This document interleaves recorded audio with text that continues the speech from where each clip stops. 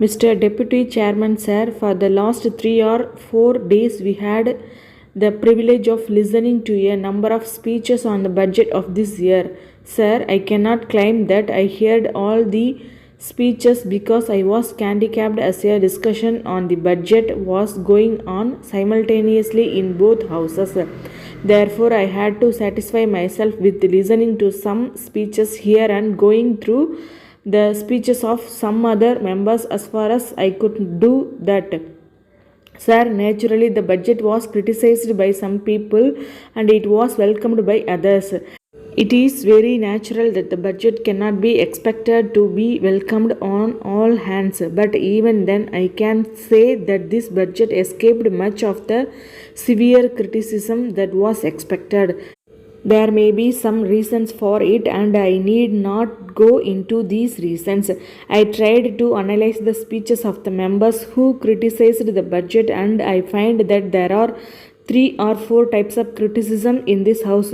One type of criticism is a condemnation of all the policies of the government.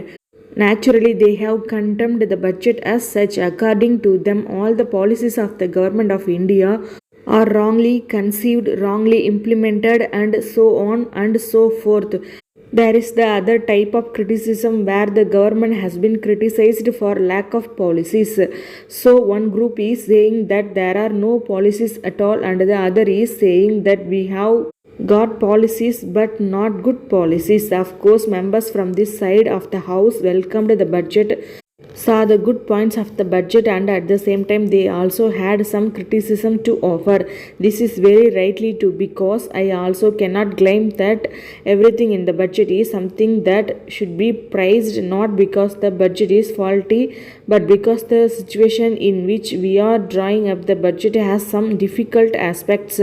I will now try to deal with the different groups of criticism and try to show what the major good points are in the budget.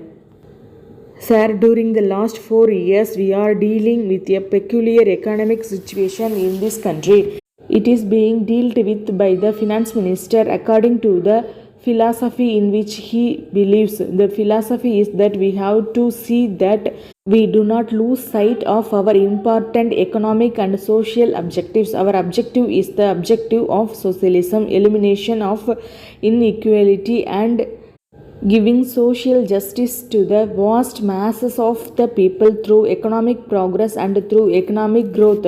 This is the basic philosophy which we are applying to this problem. We are passing through difficult times and we are facing certain difficult challenges.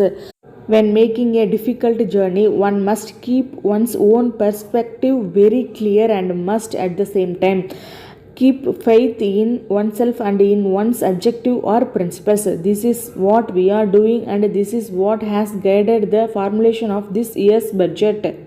One of the grand issues of the present grave economic realities is inflation. Sir, can anybody expect that merely through one budget one can immediately bring about complete disappearance of inflationary forces? It is just not possible, because the budget is not expected to be a miraculous instrument, but certainly the most important factor to be considered is whether this budget has helped in the present inflationary climate and whether it has made a very serious and genuine effort for economic growth. There are different ways how you can fight inflation through economic activities. But when you think of fighting inflation through a budget, I would say that there are 2 tests by which the budget can be judged. First, it has to be seen whether the resources are properly applied for the economic growth of the vital sectors.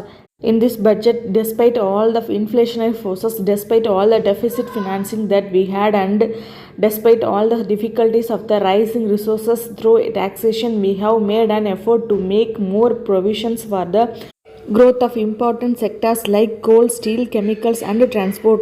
It is only through making efforts for the strength and growth of the economy that we can fight inflation successfully, and therefore I claim that this budget is that sense an anti-inflationary budget.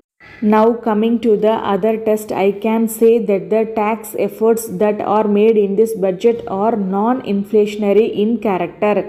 I have made tax efforts through direct taxation and I have given some relief in direct taxation. These are two major areas of tax efforts. I would like to say that under the category of indirect taxes, the selective approach for choosing the items for taxation is such that you cannot call the items to be commodities of mass consumption. Another thing that we have tried is the introduction of a dual pricing policy. We have introduced it in the case of steel, and this is certainly a new approach. I am sure if we apply the principle of dual pricing in select commodities, we will be able to control black marketing. Now, some members made a mention that there is no reference to black money anywhere in the budget speech.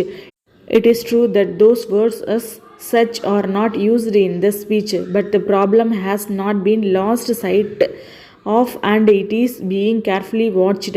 There is no doubt that black money is created by evasion of taxes, and I do not think there are any two views about it. There are certain antisocial attitudes, and that is why there is tax evasion. Greediness coupled with dishonesty also produces tax evasion. I personally feel that this question can be dealt with effectively only if we try to deal with the problem of tax evasion. This is the basic thing in the case of black money. Sir, it is very difficult to deal with every point that has been raised in the course of the debate, but I have tried to deal with the major areas of criticism and the major direction in which we are trying to deal with them.